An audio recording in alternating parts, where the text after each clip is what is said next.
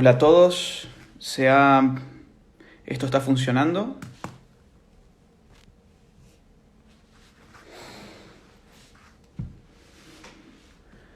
Muy buenas, estamos esperando hasta que Nicolás se conecte,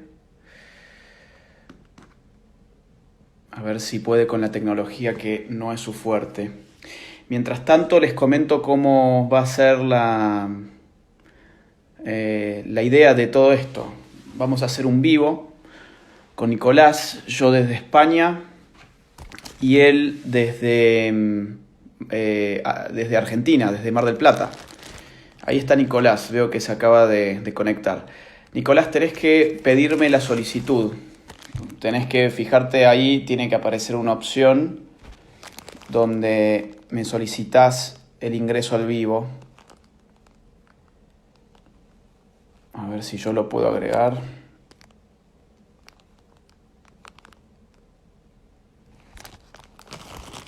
A ver cómo funciona esto.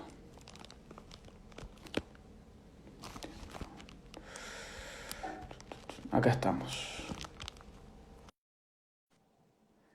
Bueno, uy, ya hay 1000 personas. Espectacular.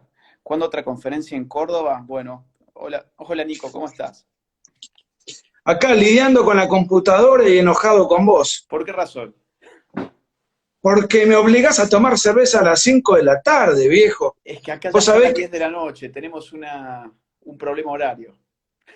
es mi bebida de cabecera, es la única bebida alcohólica que tomo. Pero si arranco a las 5 de la tarde, viejo, a las 8 de la noche estoy en coma 10. Bueno, es para irse temprano una vez a dormir, ya que te vas tan tarde y yo igual, por lo menos. No, lo que pasa es que acá tenemos 5 horas más, acá son las 10 de la noche, y te imaginarás que si hago el vivo, siendo no Salud. sé, salud. Yo ya le puse mi alcohol en gel alrededor de el pico, porque no me gusta tomar la birra en vaso, así que bueno, con todas estas precauciones que te vuelven paranoico, ya debidamente le pasé alcohol a la cerveza. Y la idea es para la gente que está del otro lado, que ya hay 1500 personas, que si quieren acompañarnos con cerveza, bueno, que puedan ir a buscar, abrirse alguna latita, o si no, con un café, con un té, con los que les guste tomar, ¿no?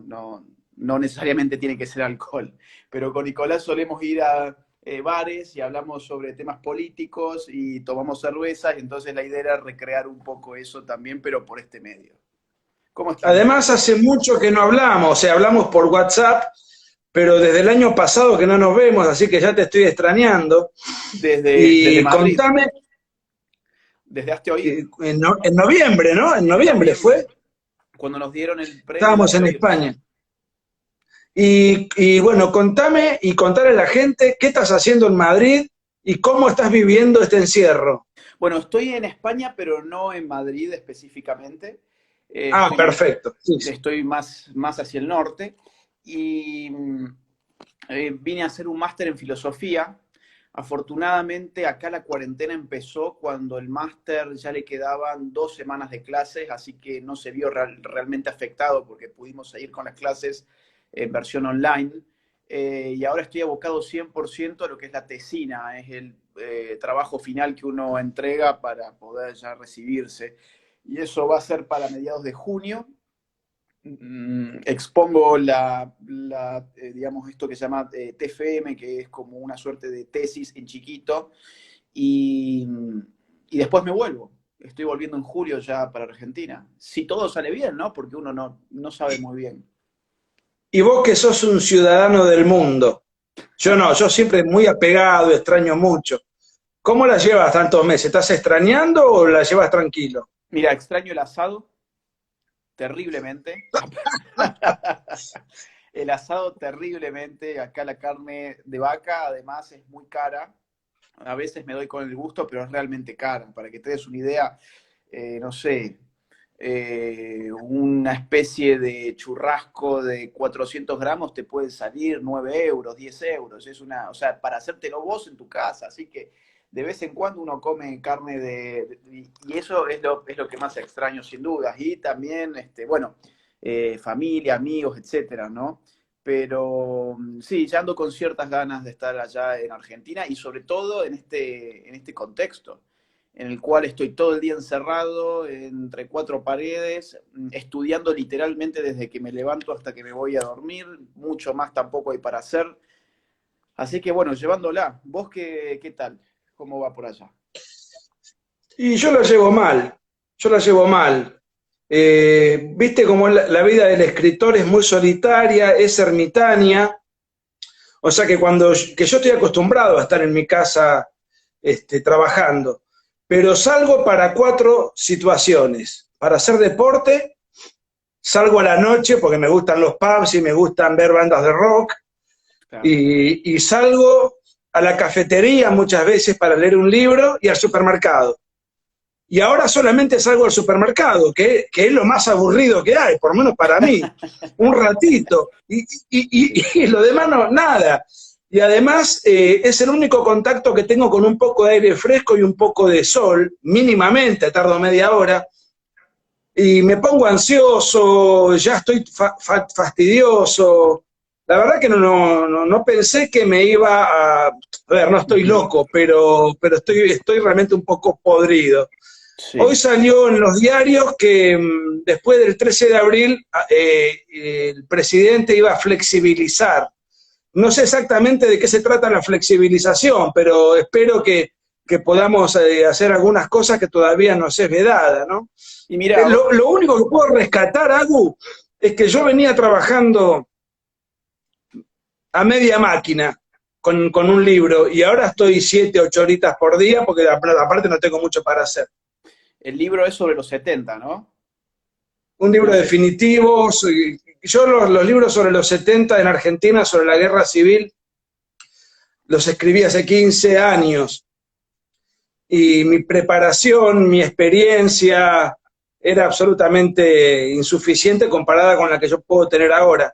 Entonces yo nunca más reedité esos libros y quiero hacer un libro definitivo según conforme la madurez y la preparación que tengo ahora. Entonces le estoy metiendo bastante pata. Para la gente Y, que, que, y para sí, la gente que te conoce no desde las épocas históricas y que más bien nos conoce por el libro negro, es bueno comentarles que vos en verdad tenés tres libros sobre la década del 70 en Argentina, ¿no? La otra parte de la sí, verdad, tenés la mentira, sí, la mentira oficial la mentira y el Vietnam oficial y el argentino. Vietnam argentino. Y aparte sobre el Bueno, Che vos Guevara, también tenés un libro sí, arrancamos con muy mucho revisionismo bueno que salió en histórico. el 2011, Sí.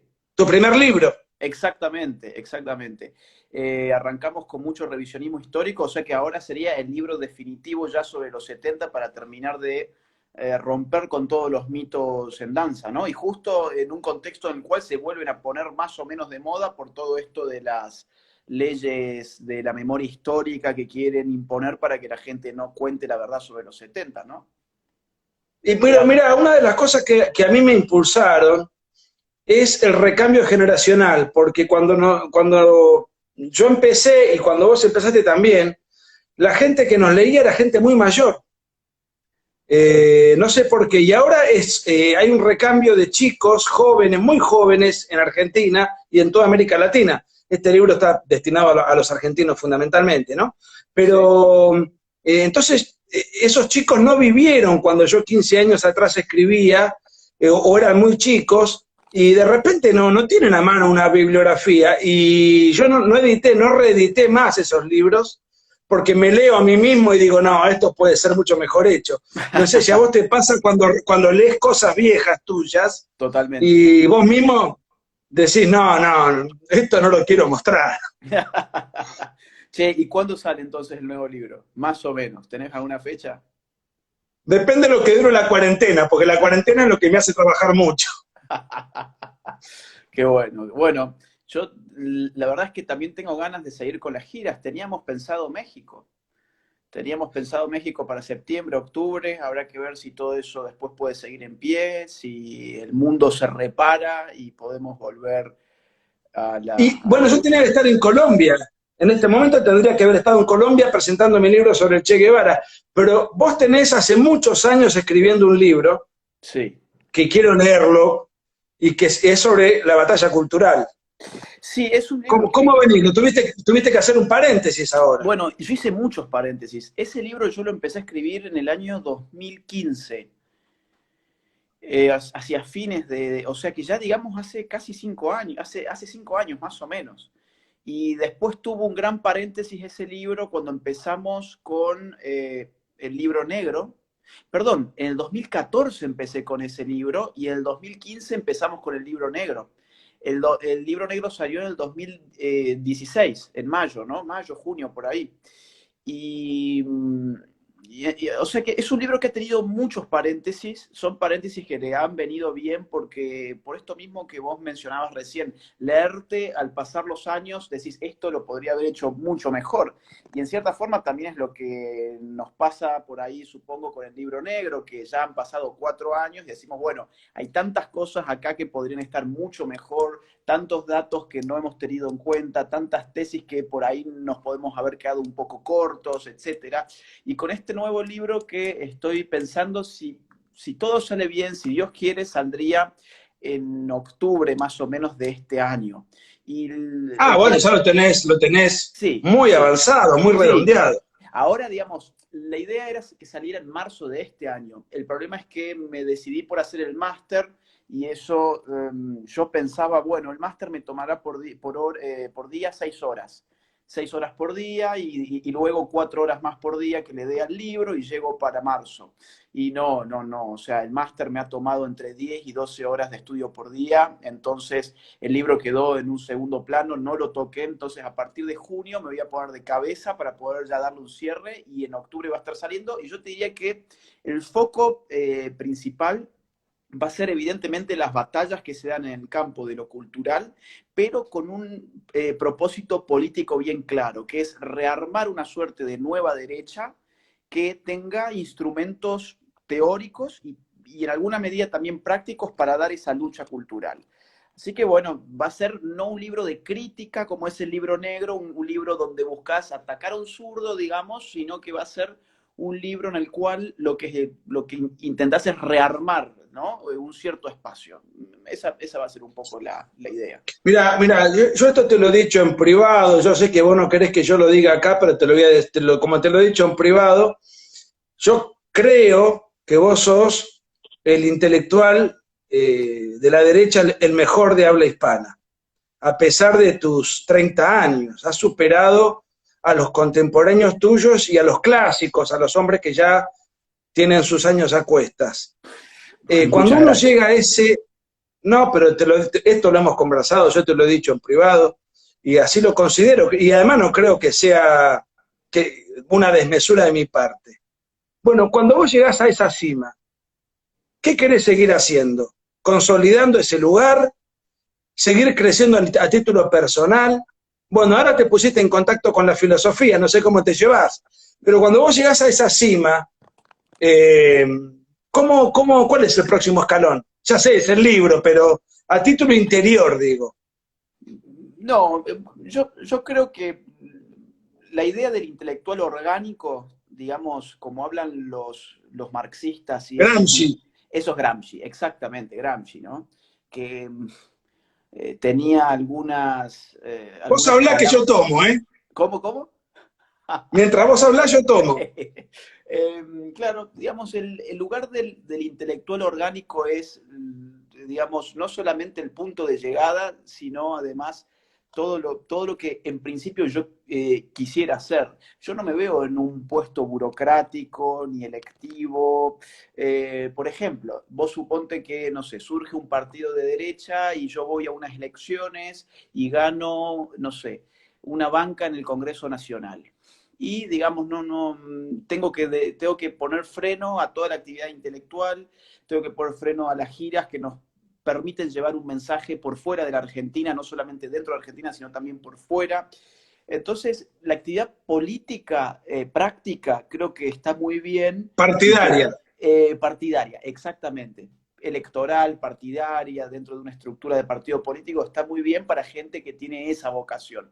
Yo la verdad es que para mí mi vida es mucho más simple, es leer y escribir. Y si lo que escribe uno tiene éxito y habrá que hablar, que es lo que nos pasó con, bueno, en sí con todos los libros, ¿no? Porque una vez que uno saca un libro, después tiene que ir y dar las conferencias y defender las tesis en los medios y debatir, y esa es la parte que menos me gusta, a mí por lo menos. Lo que más me gusta realmente es escribir.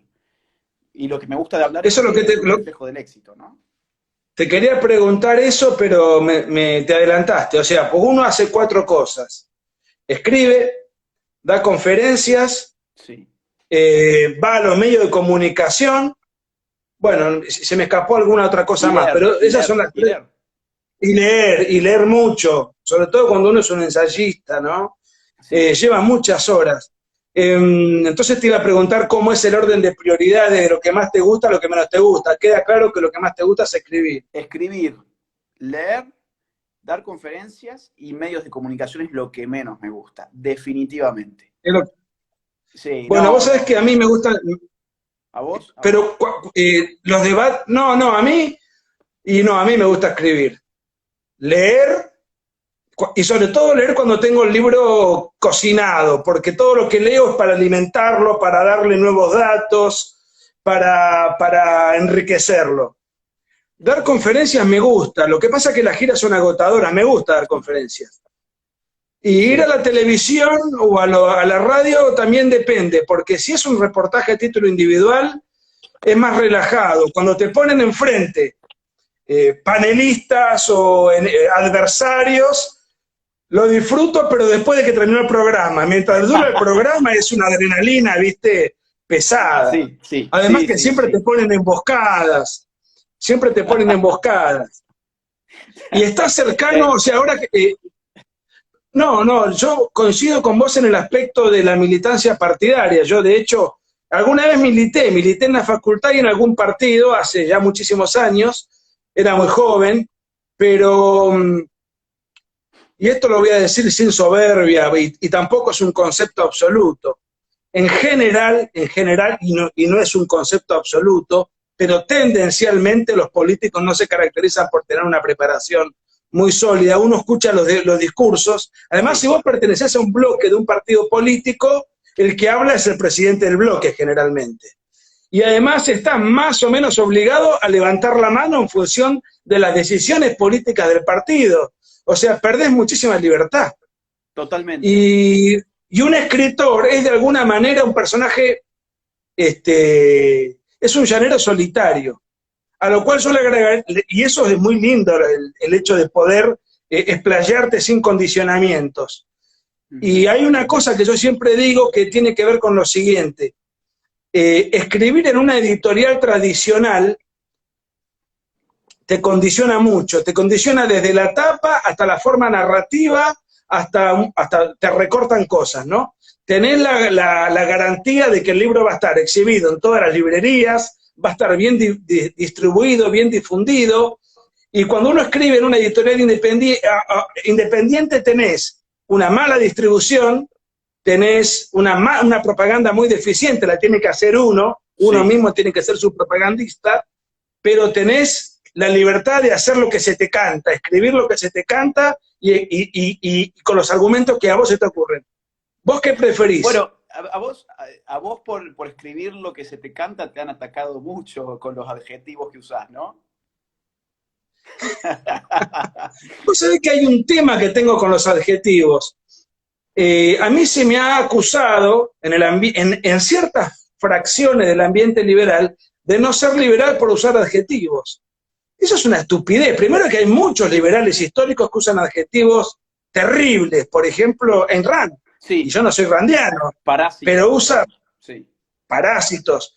Un libro que yo siempre cito, cuando yo tenía 20 años me marcó, es el Manual del Perfecto Idiota Latinoamericano, que a los izquierdistas los trata de idiotas, o sea, directamente. No dice los sí, izquierdistas, dice los idiotas. Y además, sí, hay un maestro en Argentina, que es Armando Rivas, un tipo muy lúcido, un clásico, es un hombre ya de 80 años, que él dijo algo alguna vez que a mí me quedó marcado. Dijo, el liberalismo no es una conducta ante la vida, es un sistema político. Y yo adhiero correcto. a ese sistema político fundado en la libertad individual. Ahora, si yo quiero putear a alguien porque me parece un imbécil, eso no me convierte en antiliberal. En todo caso, sería antiliberal que yo pretenda que a ese alguien lo pongan preso, cosa que jamás se me ocurriría. Y en la parte del libro negro, y con esto termino, así Sí. sigo tomando, hay una expresión que me han criticado, que es cuando yo refiero a un homosexual de sodomita.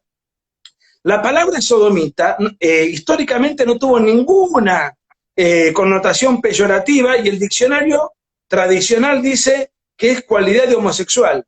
¿Por qué la he usado con insistencia? Porque los lobbies le han impuesto a la Real Academia Española que cambie el sentido y que diga que es una connotación peyorativa. Ahora los lobbies quieren incluir, valga la redundancia, el lenguaje inclusivo en la Real Academia Española. Entonces, cuando se me ataca, los que me atacan son funcionales al léxico del marxismo cultural o de la ideología de género. Entonces yo, como una suerte de rebeldía, uso esa palabra, pero a mí no me convierte en antiliberal, porque yo no pretendo que a alguien que tenga una conducta que yo puedo estar en desacuerdo, sea prohibida. Entonces hay una suerte de... Y una sola cosa más, Agustín. Sí. Yo adjetivo nuestro común amigo, a quien le mandamos un cariño, Javier Milei, no adjetiva, directamente te putea. Entonces, con ese criterio, Javier Milei no es liberal. ¿Quién puede negar que Javier Milei no sea un liberal influyente, afortunadamente, en un montón de gente? ¿De dónde está escrito que el liberal tiene que ser un tipo modosito de un léxico pusilánime sin salirse del catecismo políticamente correcto? ¿Dónde está escrito? No, y yo, digamos, quiero sumar un par de cosas más. Por otro lado, que yo sepa, vos nunca te asumiste como liberal. Digo, nunca te quisiste poner el logo y nunca fuiste con el carnet de identidad de, bueno, yo soy parte del club, porque cierto liberalismo hace las veces de un club social más que de otra cosa, ¿no? Entonces, o sos parte o no sos parte. Y la verdad es que tanto a vos como a mí, la verdad es que siempre nos dio exactamente igual ser parte o no ser parte de un club. Entre otras cosas porque nunca vimos que, no sé, ese modelo fuese a tener éxito político y bueno, son cosas que no vienen ahora al caso. Pero el tema del sodomita, vos fíjate que incluso está usado así en libros de Foucault, siendo Foucault uno de los pioneros, no solamente de la ideología de género, sino de la teoría queer, que es lo más radical que tiene la ideología de género. De hecho, todo el movimiento queer lo tiene a Foucault y sobre todo en sus 3 tomos, que ahora son 4 porque acaba de publicarse un último tomo que estaba por ahí escondido, de la historia de la sexualidad. Allí Foucault habla cuando describe la homosexualidad en el siglo XIV, XV, sobre la sodomía, por ejemplo, y sobre los sodomitas. Y bueno, digamos que pensar de que el Foucault en ese caso lo está usando como para insultar a los homosexuales sería como bastante tonto, ¿no? Pero lo más Sería tonto de un todo... autoinsulto. Sería Y aparte sería... un autoinsulto porque Foucault era homosexual. Ay, claro, claro, murió de hecho de SIDA en el 84.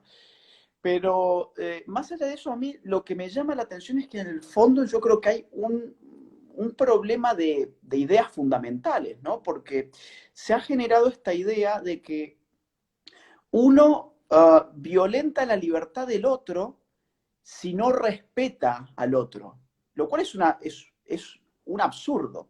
Y parte, a mi juicio, bueno, esto yo ya lo comenté en una conferencia que dimos con vos y con Javier Milei en Buenos Aires hace un año, parte de un término que a mí no me gusta, que es el respeto. Yo creo que la tolerancia define mucho mejor al liberal, incluso históricamente hablando, los ensayos de Locke, por ejemplo, sobre la tolerancia, y se supone que Locke es uno de los padres fundadores, si se quiere, de toda la teoría política liberal que después toman los padres fundadores de los Estados Unidos y genera toda una tradición. Bueno, él ahí no habla sobre el respeto, porque el respeto es algo muy subjetivo. Yo te puedo hacer una broma a vos con buen ánimo, digo, sin intención de ofender, pero vos te podés ofender y vos podés considerar subjetivamente que yo te falté el respeto. Yo te puedo inventar a vos un apodo con la mejor de la onda y y a vos te puede ofender. Entonces, la ofensa y el respeto son cosas tan subjetivas que no las podemos incluir en la, digamos, dentro de la conceptualización de lo que significa respetar la libertad del otro. Uno respeta la libertad del otro independientemente si lo respeta o no. Y digamos, a ver, la libertad de otro no está puesta en entredicho cuando uno irrespeta o respeta. Está puesta en entredicho cuando uno pretende usar la fuerza para evitar que esa persona despliegue su proyecto de vida dentro del marco de la ley. Obviamente, digamos, la fuerza se aplica cuando esa forma de vida va en contra de la ley, va en contra de la vida, de la libertad, de la propiedad de los otros, obviamente. Entonces, es muy fácil tolerar aquello que uno aplaude, pero no es nada Claro. fácil tolerar aquello que a uno le desagrada, como puede ser tu caso. Digo, vos ponés un adjetivo en el cual te referís de una forma específica, por ejemplo, no sé, a Florencia de Levé, por decir algo. ¿A vos te desagrada? A mí me Florencia, desagrada. aclarémosle a los que no son argentinos que Florencia de la B es el travesti multimediático, exitoso, famoso en Argentina. Es el travesti por definición, ¿no? Exactamente. Entonces digo, digamos, quien realmente está a favor de la libertad no es aquel que dice, bueno, la verdad es que me parece un espanto, digamos, ¿no? Listo. Eh, Sino que está incluso, digamos, estaría en entredicho la libertad de este sujeto si yo, digamos, usara al Estado para indicarle cómo tiene que percibirse, con quién se tiene que acostar y ese tipo de cosas, que no es ni tu caso ni el mío. Pero se ha generado toda esta estupidez de, bueno, no, de que como Nicolás utilizó un adjetivo que es peyorativo, y yo vuelvo, perdón, al caso de Ayn Rand. ¿No han leído a Ayn Rand?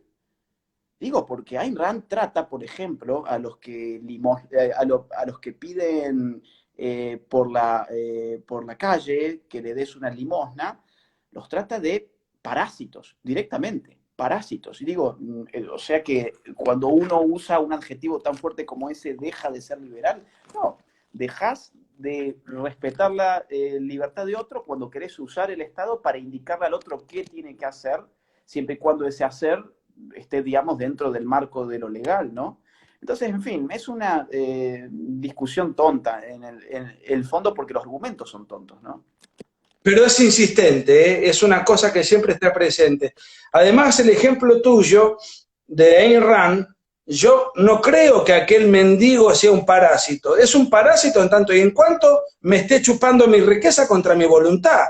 Si Claro, yo decido darle una ayuda, es una suerte de acto de humanidad que me surge a mí, de sí, ayudar a alguien que por diferentes motivos me dio o lástima, lo que fuere. Tampoco es un parásito, pero claro. claro, te iba a comentar algo, pero viste, yo ahora este mes cumplo 45. No sé si lo voy a cumplir con o sin cuarentena para hacer unas pizzas con mis amigos. Pero te quería comentar algo y se me fue la idea. Bueno, Sigamos con bueno. el tema y ya me voy a acordar. No, no, mira, ¿Sí? quiero llevarte en todo caso al tema político, porque el otro día me pusieron en una historia, en el vivo que hicimos con Javier Milei, algo así como aprendo mucho más viendo este tipo de vivos sobre política que mirando los programas de la televisión supuestamente políticos. Y la verdad es que me impactó, digo, porque es cierto, Es un elogio. sí, y aparte de ser un elogio, eh, es cierto que los programas políticos son muy pobres. Digo, es un conjunto de información que no te forma, te da dato, y el dato está bien, pero el dato tiene validez en el marco de una coyuntura muy específica, ¿no? El dato vale sobre todo en la medida en que vos lo podés articular como forma de pensar la realidad, y eso es lo que no dan los programas de la televisión. Los programas de la televisión no discuten ideas, discuten informaciones, y las informaciones obviamente deben estar encastradas con las ideas porque si no tenés ideas que están en el aire, que no están encarnadas empíricamente. pero lo que hay mucha gente que está buscando es eso, más allá de los datos, los análisis fundados en la discusión de las ideas, y es lo que yo creo que podemos ofrecer también a través de este canal, y creo que después de la pandemia va a haber un cambio cultural enorme en el uso de las redes sociales. Si ya venimos viendo, digamos, un cambio en cuanto al uso y abuso de las redes sociales, después de la pandemia va a ser todavía peor. Si hay algo que me reconforta de todo esto, es que los medios tradicionales, sospecho yo, que cada vez van a ir siendo más puestos en cuestión, ¿no? Hay mucha gente que ahora tiene tanto tiempo en su casa que ya no simplemente pone TN o lee diario Clarín o diario no, sino que están buscando influencers por YouTube, están buscando diarios alternativos, información alternativa, y fíjate la cantidad de gente que acá tenemos mirando esta conversación tan simplona, ¿no? Así que si querés hablamos un poco sobre los temas políticos. Sí, ahora me acordé lo que te iba a decir y discúlpame que retrotraiga un minuto nomás. Respecto de lo que vos decías del respeto, la tolerancia, esa suerte de distinción que no es menor. Hay una definición que a mi juicio es desacertada, que vos lo tocaste cuando estuvimos en el teatro con Milei hace un año, que es decir que el liberalismo es el respeto irrestricto, etcétera, etcétera, por el proyecto de vida del otro. Eso es desconocer el concepto el instinto de sociabilidad del ser humano y es desconocer la vida en comunidad. Porque, vamos a poner un ejemplo, yo tengo un automóvil y mi proyecto es manejarlo a 250 kilómetros por hora. Bueno, pero eso sí puede ser mi proyecto de vida y en principio, por ahora no estoy matando a nadie, pero es un disparate. Ahí tiene que haber una regulación estatal que me diga, mire, usted no puede manejar más allá de esto, hay semáforos que cumplir, hay agentes de tránsito que me ponen una multa si yo estoy utilizando semejante nivel de velocidad. Ahora, entonces, no es irrestricto. En la medida de lo posible, Sí. como tendencia, hay que respetar la libertad individual, pero existen reglamentaciones razonables, racionales a la libertad. Por eso esa definición, además de tu concepto, yo le agregaría esto otro. En la vida en comunidad existen muchas restricciones que se deben respetar. Por ejemplo, ¿cuándo tenés que cruzar una calle? Claro. Y no me parece mal, porque si no vivimos en una suerte de situación anómica. Eso era Sí, solo lo que te quería contar que me había olvidado hoy. sí, y que parte un poco también de tener modelos antropológicos y sociológicos muy pobres, ¿no? O sea, esto de hacer de personajes de cuentos el modelo humano sobre el cual uno teoriza, bueno, evidentemente no vas a tener otra cosa más que un cuento, ¿no? Digo, ¿Lo hacer decís por Son Galt? y por John Galt y por Robinson Crusoe, que son los dos clásicos modelos del individuo. ¿Qué pasa si Robinson Crusoe en su isla, qué va a hacer las bananas? Y bueno, Los cocos. claro, no. Digamos que esos casos en los cuales el hombre está completamente solo y a partir del cual se pretende elaborar una teoría política y social, son casos de ficción o son casos en los cuales incluso hay un accidente de por medio. El hombre, guste a quien guste, es social por naturaleza. Tanto así que la sociología, que no puede experimentar por razones éticas con niños, por ejemplo, algunas ideas se han generado en algún siglo pasado de, bueno, a ver, ¿por qué no experimentamos con niños que han nacido, los aislamos completamente durante varios años y vemos así qué hay de natural en el hombre al margen de la sociedad? Bueno, esto es completamente antiético, pero sí se han encontrado casos muy raros en la historia, sobre todo en Francia, por ejemplo, de niños que han nacido al buen estilo Tarzán, ¿no? En la selva, que han sobrevivido entre animales y que después han tenido un contacto tardío con el hombre, o sea, con sus pares. Niños que han sido encontrados en bosques, en selvas, durante, digamos, cuando ya tenían 5, 6, 7 años, y por no haber sido socializados durante sus primeros años de vida, esos niños después no eran capaces de logos, es decir, de razonar. No tenían la capacidad ni siquiera de articular bien el lenguaje. No comprendían las normas sociales, no comprendían por qué tenían que usar ropa, no comprendían por qué había normas, qué era la moral, no comprendían un montón de cosas que constituyen, sin embargo, ese punto de partida del John Galt o del Robinson Crusoe, que no deja de ser un O de personaje de Gulliver, ficción. ¿Cómo, cómo? o de Gulliver. Bueno, claro, claro, claro. Tarzán mismo, ¿no? Y eso, ¿cómo? Tarzán mismo también viene a ser una suerte de ejemplo, un hombre atomizado, solo, Pero individualizado. ahí me gustó lo que dijiste, el accidente, porque Sí. nadie, ninguno de estos casos, que por empezar son de ficción, Uh-huh. ninguno de estos casos es un aislamiento voluntario. Ahora, cuando Son uno, simplemente... sí, Sí, no digo, te escucho, te escucho. cuando uno reconoce que el hombre es social por naturaleza, sí, uno reivindica la individualidad, porque uno también es un individuo, uno no es un nosotros, uno es un yo. Pero ahí empezás a ver que como colectivo no existe solamente el Estado, sino que hay que empezar a reivindicar otras instancias digamos, intermedias, como la familia, como las iglesias. Y esto de las iglesias, vos fijate, por ejemplo, es parte de la teoría de Adam Smith.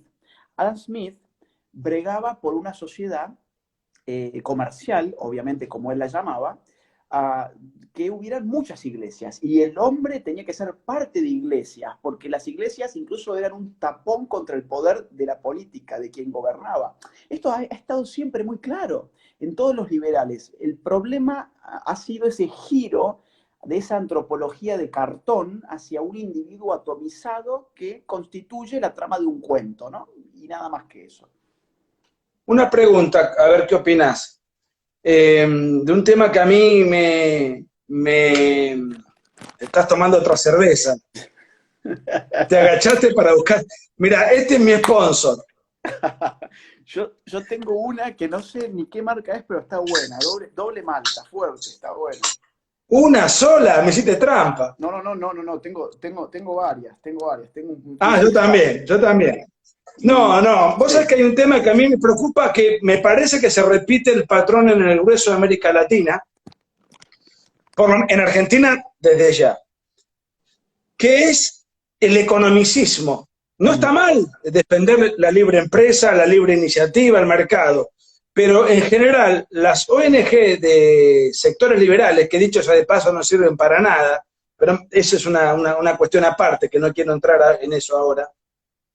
¿Por qué la insistencia en reducir, circunscribir todo el análisis liberal en función de un análisis economicista? Y el grueso de la inmensa cantidad de frentes de batalla que tenemos en esta batalla cultural, yo estoy seguro, todavía no te leí, estoy ansioso por leer tu próximo libro, pero estoy seguro que a la economía le dedicarás un párrafo menor, o mejor dicho, no es la protagonista de tu libro. No es que no sea importante, pero yo creo que está primero la batalla cultural y después la económica. Mira, Y sí, en ese orden de prioridad. te voy a aumentar la apuesta. Eh, no solamente eso es porque, bueno, no, vos o yo hayamos visto que la economía es una cosa importante, pero que además hay otros factores importantes, sino que los propios padres del pensamiento liberal, aún insistiendo en nosotros que no nos hacemos cargo de ser parte del club, nos da exactamente igual, y esa es la pura verdad. Entre paréntesis, Agu, Sí. Adam Smith no era economista. Bueno, a eso iba, justamente. Adam Smith era filósofo moral, digamos, mucha gente lo tiene por economista y te diría que la absoluta mayoría piensa que lo fue, y sí, habló sobre temas económicos, etcétera, pero su punto era filosofía moral. Y en el caso de John Locke, que es el otro gran padre, digamos, de toda esta corriente de pensamiento, era un filósofo político. escribía ensayos de filosofía política y social. Entonces, lo que ha pasado con el liberalismo es que se ha encerrado, enfrascado en teoría económica. Y es muy importante. O sea, nadie dice acá que la teoría económica no sea importante. Es importante, obviamente, pero no lo es todo. A ver, te voy a poner un caso. Fíjate lo que pasó con los jubilados ahora. No sé si viste, bueno, sí, seguramente que lo has visto, pero para la gente que no está, digamos, al tanto porque no es de Argentina, se amontonó miles de jubilados en las colas de los bancos para tener una suerte de cobro de algunos pesos, no era mucho tampoco, ¿no? No sé si era un sueldo, si era como un subsidio que le daba el Estado, eso no lo tengo tan claro. No tenían que cobrar la jubilación. Cobrar la jubilación, ok. Entonces, ¿qué pasa? Toda esta gente, pero también había planes sociales de por medio, creo, porque no había solamente jubilados. Exactamente. También había planes Sí, sociales. señor. Entonces, toda esta gente no sabe usar un cajero automático, toda esta gente no sabe usar una tarjeta de débito, toda esta gente no tiene la más remota idea de qué es home banking ni nada de eso. Y el Estado jamás ha implementado ninguna política pública para educar bancariamente a la gente, con lo cual se podría haber evitado, por ejemplo, esto que sucedió hace 2 o 3 días en Argentina. Ahora, ¿en qué sí puso plata el Estado argentino para educar a la gente? En, por ejemplo, lenguaje inclusivo, ¿no? Entonces, tenemos lenguaje inclusivo, tenemos un programa que se llama TODES, que empezó durante la era Macri, y que esto quede bien claro también. Y bueno, la gente sí se enteró de que estaba muy mal decir todos, y estaba muy mal decir todas, y que tenía que decir todes. Ahora, ¿eso sirvió de algo? ¿Eso generó algún cambio real? ¿Eso ayudó a alguien? No, o sea, ¿a qué voy? Que ahí tenés un caso claro de cómo la cultura importa, sin reducir a lo económico. Jubilados y gente de bajos recursos no tienen la más remota idea de cómo usar una tarjeta de débito, nunca nadie les ha educado, nunca nadie les ha enseñado cómo se hace, pero mientras tanto, si prendían la televisión, tenían todo un curso disponible todas las semanas para ellos de cómo hablar el lenguaje inclusivo, ¿no? Y esa lucha que nosotros damos, que es intangible, hay mucha gente que no la ve, porque evidentemente lo que uno ve es su cuenta bancaria, siente lo que tiene dentro de su bolsillo y parece ser que es lo único que importa. Pero en el fondo la economía misma se sostiene sobre las ideas. Y si no, fíjate qué pasa en Chile. En Chile el modelo económico se ha puesto en jaque mate prácticamente, se va a caer ese modelo que ha hecho grande económicamente hablando a Chile, no porque tenga una crisis económica, sino porque tiene una crisis cultural. Y bueno, no se vio a tiempo. Y esas cosas son así, son muy lentas, pero cuando ocurren son irreversibles, ¿no? Bueno, mira, bueno, en Argentina pasó, me parece que también en Colombia, no conozco exactamente lo de Perú, aunque vimos, no sé si lo viste, al presidente del Perú, balbuceando, diciendo que determinados días pueden salir a la calle los hombres, determinados días pueden salir las mujeres, y después termina con muy poca claridad diciendo, bueno, el que se percibe de una manera u otra, nosotros somos inclusivos, y me llamó la atención porque ahora que estamos en estado de emergencia, ya la ideología de género por ahora y transitoriamente ha quedado marginada. Sí. Pero me impactó esto que dijo el presidente de Perú, perdón, no sé si lo has visto. Sí, lo he visto y me parece incluso ridículo, y el tipo incluso se lo ve incómodo. Para la gente que no sabe del otro lado, ¿no? El tipo dispone que va a salir a la calle según días, eh, hombres o mujeres. Y luego se da cuenta, o alguien le avisa, o seguramente le habrán dicho antes, que bueno, pero tenemos un gran problema, que es que el gobierno está hace rato queriendo imponer la ideología de género, y según la ideología de género, el sexo no existe, el sexo simplemente es género y el género es una autopercepción. Entonces yo soy hombre o mujer o lo que yo quiera hacer en función de mi autopercepción. Y ahora cuando estamos frente a un problema real, vos fíjate, ya nadie está hablando de les contagiades, les enfermes, les médiques o esas estupideces. Pero un presidente que hace las veces de estúpido, sin lugar a dudas, después de anunciar que hombres salen tales días, mujeres salen tales otros días, se da cuenta que le han quedado cientos de géneros afuera. Y entonces, claro, dice, bueno, pero como somos un país inclusivo y un gobierno inclusivo, de acuerdo a cómo cada uno se autoperciba, entonces podrá salir, y entonces todo lo que dijo, todo lo que escribió con la mano lo borró con el codo. Porque, ¿qué pasa, por ejemplo, si yo soy género fluido? Género fluido es aquel que, bueno, hoy me despierto sintiéndome como una mujer, mañana como un hombre, pasado, no sé, qué sé yo, eh, como un tigre, qué sé yo, no me da mucho la imaginación tampoco. Y bueno, o sea, yo puedo salir todos los días porque es tan simple como que al policía que me detenga por salir en el día que no me corresponde según mi sexo, yo le diga, bueno, escúcheme, señor, yo soy género fluido. Entonces usted me tiene que respetar porque lo que el señor presidente de la nación ha dicho es que Perú es un país inclusivo. No, Perú es un país que tiene a un estúpido llevando el mando del Estado, nada más. Digo, ya en esta crisis mundial, seguir con estas tonteras del género no puede sino generar, valga la redundancia, eh, problemas con los asuntos urgentes, ¿no? Digo, estar con el tema del lenguaje inclusivo, la autopercepción, cuando lo que hace falta son médicos, respiradores, hospitales, pruebas, tests, etcétera. Bueno, sí, yo lo vi y la verdad que también invito a la gente que no lo haya visto que lo vea, es patético. Un ejemplo de laboratorio. Supongamos que yo estoy en Perú. Hoy pueden salir a la calle las mujeres. Yo salgo porque digo que me autopercibo mujer. El policía, cumpliendo su función, me detiene y o me quiere llevar preso o me quiere obligar a ir a mi casa. Y yo le estoy diciendo que yo me autopercibo como mujer y que él es un homofóbico y que él me está discriminando, etcétera, etcétera, etcétera. ¿Quién cree que va a tener problemas? ¿Yo por violentar una normativa presidencial o el problema lo va a tener el policía en su trabajo? Efectivamente. Y entonces, ¿qué va a pasar? Porque como yo me siento herido en mis sentimientos, el problema lo va a tener el policía. Como dice Ben Shapiro, a los hechos no le importan tus sentimientos. Entonces estamos viviendo la dictadura de los ofendidos, que es una cosa subjetiva. Pero aunque yo me ofenda, y mala suerte, tengo doble trabajo, ofenderme y desofenderme. Pero, pero bueno, esto es lo que está pasando Mira, y perdón, no se advierte el riesgo.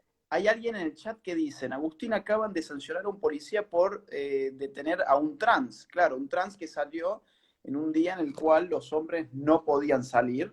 Y yo vi algo sobre ese caso, ¿ah? Un trans con su DNI de hombre y en efecto biológicamente es un hombre y entonces se le pidió que no saliera y ahora el policía seguramente le espera todo un proceso cuando esto finalice, ¿no?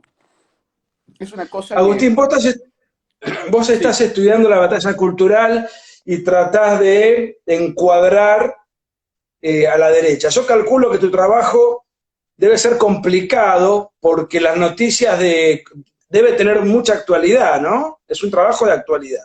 Porque yo estoy escribiendo sobre el pasado y el pasado está congelado, más sí. allá de que después se puedan descubrir cosas, pero me resulta relativamente fácil porque estoy estudiando sobre un periodo histórico que ya pasó. De ahí le doy mi enfoque y mi paradigma.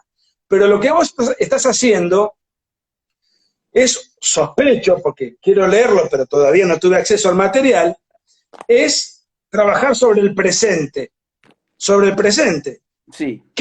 ¿Cómo? Entonces, seguramente tendrás que estar más o menos ayornando tu texto en función de las novedades. ¿Cómo ves a la derecha en este momento en Occidente? ¿A qué conclusiones vas arribando? ¿De qué se trata todo esto? Mira, a ver, el libro tiene una parte de mucho análisis histórico también, pero efectivamente hacia el final ya llega a la actualidad, ¿no? Pero para que te des una idea, incluso hay estudios sobre los egipcios, sobre los sumerios, hay mucho de la Grecia antigua, hay mucho de la Edad Media, o sea, um, es un libro que tiene demasiados periodos históricos, pero finalmente llega hoy. ¿Y qué pasa con la derecha hoy? Yo la veo de la siguiente forma.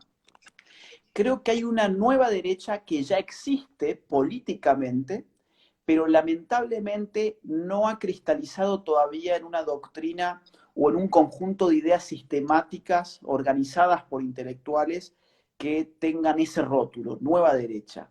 Todavía hay mucha gente muy dispersa, elaborando ideas, analizando la realidad en el mundo hispanohablante. Bueno, vos, yo, Javier Milei, eh, eh, bueno, digamos, también hay mucha gente que está haciendo también otro tipo de cosas como Danan. En España está lleno de youtubers que también están generando mucha comunicación, sobre todo. En el mundo anglosajón, obviamente, Ben Shapiro, Jordan Peterson, entre otros. Entonces yo veo que políticamente está claro que hay una nueva derecha, que configura una triada, ¿no? Que es Estados Unidos, España con Vox, Estados Unidos con Donald Trump, Brasil con Bolsonaro. Esa es la tríada de la nueva derecha hoy en día en términos políticos. Ahora, ¿cuáles son las ideas que está bebiendo esa nueva derecha política? ¿Cuáles, digamos, por ponerlo por hablar en términos neutros de ideología, cuál es la ideología de la nueva derecha? Bueno, todavía hay una dispersión de intelectuales que están contribuyendo a ciertas ideas, pero no hay un sistema, todavía no hay un sistema, todavía no hay una identidad intelectual, todavía no hay una teoría. Y ese es un problema, y eso es lo que hay que hacer de alguna forma, es eh, avanzar lo intelectual para alcanzar, si esto fuese una especie de carrera, y lo político va por delante de lo intelectual, lo que lo intelectual y lo que lo teórico tiene que hacer ahora es alcanzar a esa manifestación política, porque puede haber una retroalimentación enorme entre una derecha con poder político, Estados Unidos, Brasil y España, en el caso de Vox, que es tercera fuerza nacional, y pensadores de una nueva derecha que estén discurriendo sobre esos asuntos. Y eso es un poco lo que falta, ¿no? O sea, es como que la política ha ido mucho más allá que lo intelectual, porque lo intelectual se ha quedado mucho en lo económico. Por eso la urgencia, creo yo, de este libro también, ¿no? Poder empezar a ver que la historia importa, poder empezar a ver que la moral y la ética importa, poder empezar a ver con Roger Scruton, por ejemplo, que lo bello importa por sobre lo feo. Eh, Son muchos temas que han quedado muy de lado hace mucho tiempo. Que la antropología importa para no seguir con cuentos de ficción, ¿no? Hablando sobre el hombre. Así que así es como yo lo veo. Yo creo que hay mucho para hacer desde el punto de vista intelectual. Y político también, solamente que yo no nos veo a nosotros dos mucho en ese campo. Creo que nos sacarían de una patada. No, bueno, pero uno puede llevarle al político argumentos.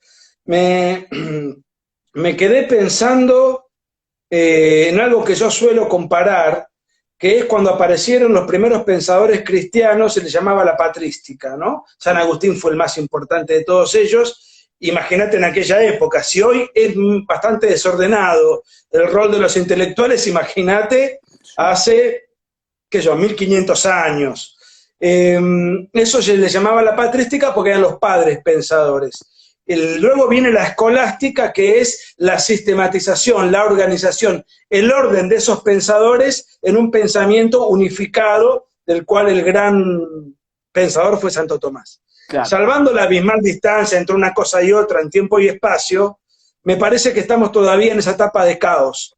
Y por eso creo que tu libro, y ya te saqué mucha información sobre tu libro, seguramente va en ese sentido, ¿no? A buscar una suerte de catedral organizada de parte de todo ese pensamiento. Y el otro punto que a mí me preocupa, y que creo que lo hemos conversado seguro, es el hecho de que la derecha genera como, digamos, aparece como reacción. Nunca ha tenido, o por lo menos en el tiempo actual, en los últimos años, un programa claro. Siempre aparece como una reacción ante los ataques de la izquierda. Entonces, por ejemplo, ahora aparecen todos los grupos pro vida, de los cuales nosotros adherimos, aparecen los grupos o gente cuestionando la ideología de género, pero primero apareció la ideología de género y Sí. después aparece la reacción. Entonces, ¿se puede sostener mucho tiempo una derecha que solamente opera como respuesta a una agresión y que no tiene identidad? Pareciera que vive de rebote. Aparece algo y ahí viene la respuesta tardía, siempre tardía, de nuestro espacio. Mirá, si esto fuese un partido de fútbol, yo creo que la imagen sería la siguiente. Nosotros tenemos a los 11 jugadores en el arco, ¿no? Tenemos a los 11 jugadores intentando sacar los goles. Y necesitamos ya empezar a desplegar otra táctica en la cual también haya una suerte de contraataque. Pero para hacer un contraataque hay que tener, digamos, una sustancia en términos de ideas, de teorías, saber cuáles son los fundamentos del proyecto político de la nueva derecha, y eso es lo que está por hacerse, ¿no? Eh, y de alguna forma también generar una articulación eh, donde, donde los nacionalistas también puedan estar dentro de esto, ¿no? O sea, donde no solamente liberales más conservadores, sino también los nacionalistas. Porque lo que se viene en el mundo es bastante jodido, yo creo. Es la predominancia de organismos internacionales frente a los cuales va a haber que oponer el Estado-Nación. Y va a haber que reivindicar la nación. Va a haber que reivindicarla frente a un imperialismo global, y de esto saben muy bien los nacionalistas. Entonces, ellos también obviamente forman parte dentro de esta triada, que vos la expresaste muy bien en aquella charla de hace un año con Javier Milei, ¿no? O sea, con cierto tipo de nacionalistas que pongan el amor por la patria por sobre el amor al Estado, o algo más o menos así habías dicho, ¿cierto?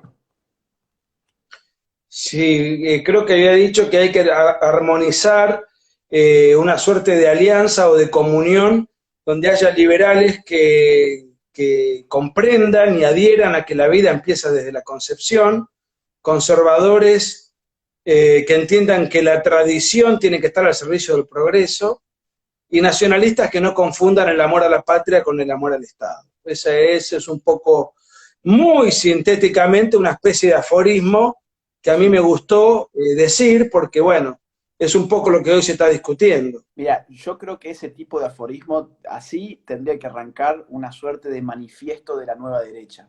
Si alguna vez existiera una suerte de manifiesto de la nueva derecha, arrancaría con una frase como esa, ¿no? Vos viste que los manifiestos arrancan con frases rimbombantes. En el caso del manifiesto comunista, un fantasma recorre Europa, el fantasma del comunismo.